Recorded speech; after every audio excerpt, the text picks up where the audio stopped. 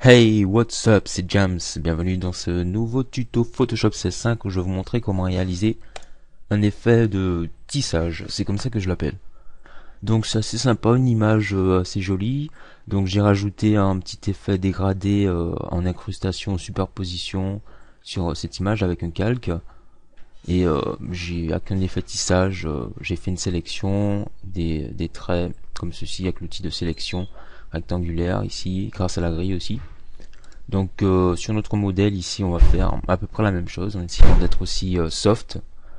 Donc on va déjà pour afficher la grille dans affichage, afficher ici. Donc et voilà, on sélectionne, on clique dessus, grille, on voit une grille qui apparaît. Donc le raccourci c'est CTRL double apostrophe. Bon, le double apostrophe en fait s'appelle quote. Voilà, donc c'est l'apostrophe qui est au-dessus du 3, à côté du 3.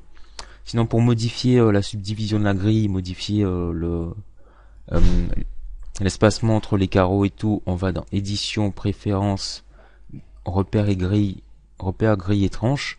Ici, donc on peut aussi changer la couleur de la grille, par exemple. Changer la subdivision, ça va augmenter le nombre de petits carreaux, le pas également, et tout. Donc cela, ça peut servir aussi à faire des sites web au lieu d'utiliser parfois la règle, faire glisser la règle et tout. Voilà, et des trucs du genre quoi. Donc on va commencer tout de suite. Donc je vais dupliquer mon calque deux fois. Comme ceci, je vais appeler ce calque horizontal, et celui du haut vertical, verte. Donc je vais masquer le calque original. Voilà. Sur le calque horizontal, je vais commencer par faire une sélection. Donc j'appuie sur le raccourci M pour prendre l'outil de sélection rectangulaire. Et je vais dans les options, ici contour de progression à 0, style normal. Et ici l'option, je vais prendre ajouter à la sélection. Voilà. Je vais commencer par sélectionner. Donc je vais faire une sélection de deux carreaux. Donc je vais sélectionner ces deux carreaux. Voilà, je laisse un vide ici. Je sélectionne deux carreaux ici, je saute un. Je laisse un carreau d'espacement, je sélectionne encore. Voilà. Voilà, jusqu'à la fin. Ici, c'est pas grave si il est tout seul, c'est pas un souci. Donc maintenant, je vais cliquer ici pour lui appliquer un masque. Voilà. Donc on peut voir que j'ai que ça comme sélection. Je vais quand même ajouter un background, quand même, pour que ça fasse un peu plus joli. Bon, je vais mettre raccourci G, je vais prendre le pot de peinture et mettre du noir, comme ceci, ouais. Voilà, je vais faire idem pour la verticale. Donc j'ai toujours mon outil de sélection rectangulaire, toujours sur ajouter. Donc je vais sélectionner ici, je peux prendre trois carreaux. Ça peut, ouais, je peux prendre trois carreaux pour donner un autre effet, ou ouais, je prends trois carreaux plutôt. Ici, là j'en prends trois également. Encore trois. Jusqu'à la fin. Donc c'est pas grave si à la fin il me reste un carreau, ou j'ai sélectionné un carreau ou deux carreaux. Voilà, je vais maintenant créer un autre masque, comme fait précédemment, comme ceci. Voilà, alors on peut voir notre sélection. Maintenant, en fait, je vais supprimer des parties, puisqu'il y a des parties en double qui s'entrecroisent. Donc je vais aller sur mon masque ici, et je vais créer un masque d'encrêtage qui aura ma sélection. Donc déjà je change l'option ici qui était sur ajouter, je la passe sur soustraire de la sélection. Et là je vais maintenir la touche CTRL, faire une sélection, je me positionne sur mon calque horizontal, j'appuie sur CTRL, voilà, j'ai une sélection de mon calque horizontal. Et là je vais appuyer sur la touche ALT et Shift, puis cliquer sur le masque vertical, comme ceci. Voilà. Alors je répète, je clique ici sur CTRL, je fais une sélection, j'appuie sur CTRL et je maintiens Alt et Shift. CTRL, Alt, Shift pour cliquer sur le masque vertical. Je reprends, voilà, j'ai mon outil de sélection rectangulaire en mode soustraire.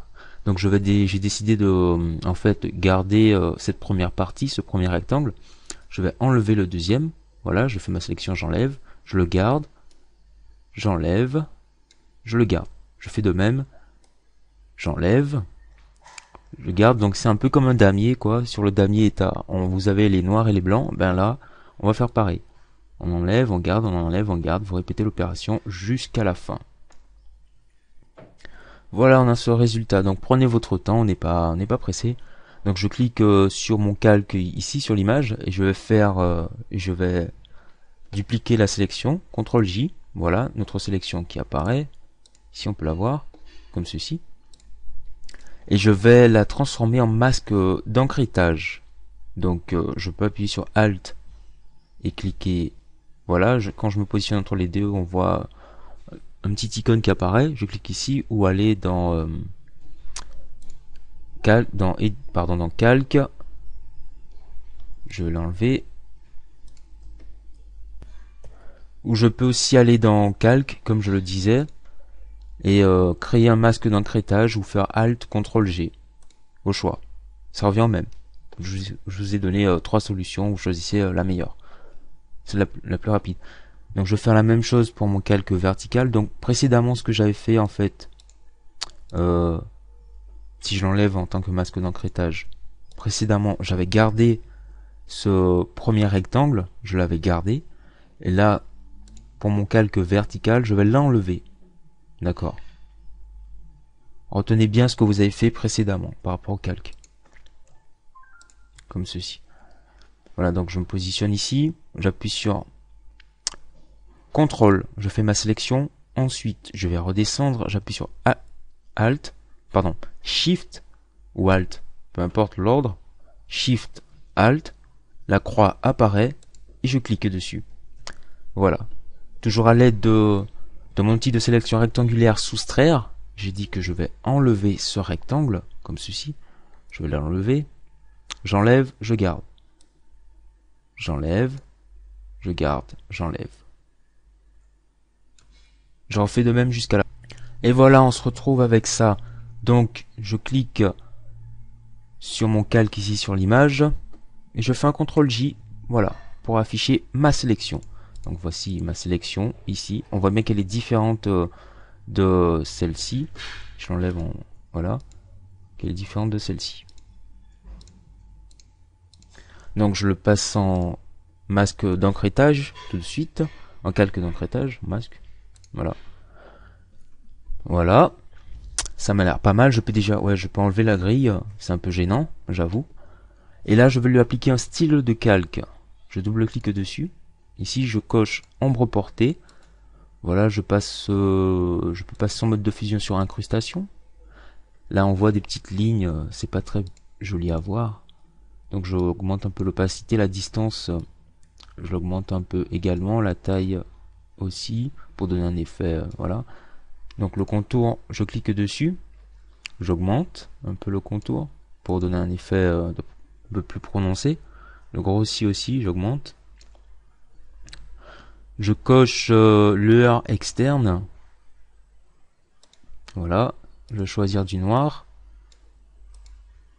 En mode de fusion, je vais choisir superposition. Voilà. Toujours en qualité contour, je vais augmenter aussi. Voilà, ombre portée, la distance, je l'augmente. Je peux jouer sur l'angle. Donc mettez un angle qui vous convient. Moi je dirais que l'angle soit inversé ou pas, c'est pas mal. Voilà, ça m'a l'air pas mal ça. Je vais valider par OK. Ensuite je fais un clic droit sur ce calque et je vais copier le style de calque pour ensuite l'appliquer à mon autre calque ici, à mon autre masque d'encryptage. Donc je refais un clic droit, je vais coller le style de calque. Voilà. Donc quand on regarde ici, donc ici je vois une petite ligne qui n'est pas très agréable à voir. Vous voyez, je sais pas si vous voyez, mais il y a des petites lignes qui apparaissent quand même. C'est pas très agréable à voir. Donc on va gommer tout cela à l'aide de la gomme. Donc il faut faire attention à bien se positionner sur le calque où il y a les traits. Donc je crois qu'ici normalement c'est le calque horizontal. Donc on va, sinon un petit CTRL Z, hein. N'oubliez pas de sauvegarder à chaque fois si vous doutez d'une manip. Là je fais, ça change pas en fait. Non, c'est l'angle qui fait ça. Ouais, attendez. Bof. Non, ça change pas. Non. Voilà. Sinon faut faire gaffe à la taille de la broche et tout. Donc c'est pas mal. Ce qu'il nous reste à faire, c'est créer un nouveau calque que je peux appeler effet et passer son mode de fusion, bon allez, incrustation, superposition, et lui appliquer un dégradé. Donc raccourci G pour le dégradé. Je prends le dégradé, raccourci G et Shift G. Donc clique ici l'outil dégradé. Je peux prendre un dégradé. Donc j'ai déjà une plétude de dégradés. Donc je sais pas, je prends un petit dégradé. Oh là là, assez rapide, soft. Un petit coup de beige, rose ou un petit. Allez, plus vite. Un petit dégradé comme ceci, ouais, c'est voilà, pas mal. C'est un peu lumineux, mais bon. Voilà, je lui applique un dégradé, donc comme ceci. Et je baisse l'opacité. Je peux passer son mode de fusion aussi sur incrustation, ça m'a l'air plus joyeux. Je réduis l'opacité. On va plutôt le mettre en orange, puisque ça fait moins agressif. En beige ou en orange, c'est beaucoup moins agressif. Ouais, c'est pas mal. C'est pas mal. Donc en fonction de l'image, choisissez une couleur de dégradé qui convient. Donc là ça convenait assez bien, donc c'était pas mal. Donc je peux mettre tout ça dans un dossier pour voir le résultat. Donc CTRL G, j'ai tout sélectionné, je fais un CTRL G, voilà, tout est dans un dossier, j'affiche et voilà le petit résultat avant après. Et sinon on peut donner ajouter d'autres effets. Donc je vais vous montrer quel effet ajouter. Donc voilà, ça c'est l'effet final.